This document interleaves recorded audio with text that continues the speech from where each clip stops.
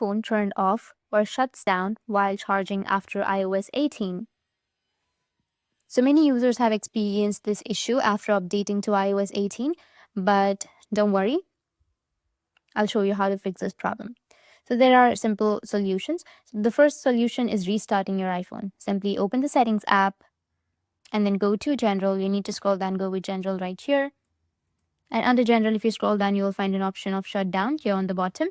You need to just simply tap on shutdown and after that restart your device. Now once you restart it, your problem may be fixed. If that doesn't fix your problem, then the second solution is turning off standby mode. You need to open up your settings.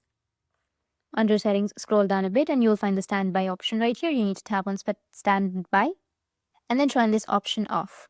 Once you turn it off, it might fix your problem because enabling this feature might be causing your phone to shut down during charging. If turning off standby doesn't help, try the next solution.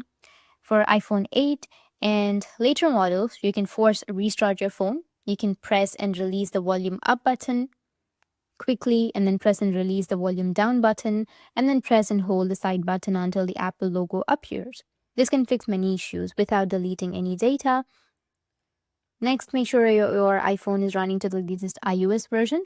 So you need to do that by just going with your settings, and under settings, you need to make sure that you're on your general section. Tap on general and then go with software update. And if you have any updates, you need to just go and update your software because it's essential for fixing bugs and improving performance. Lastly, if none of these solutions work, then try resetting all settings. To do that, you need to go back and then just go with general. Make sure that you're on your general section and then scroll all the way down and you will find transfer or reset iPhone. Tap on it and then just go with reset and select reset all settings. Once you reset your settings, it will fix your iPhone turned off or shuts down while charging after your iOS 18 update.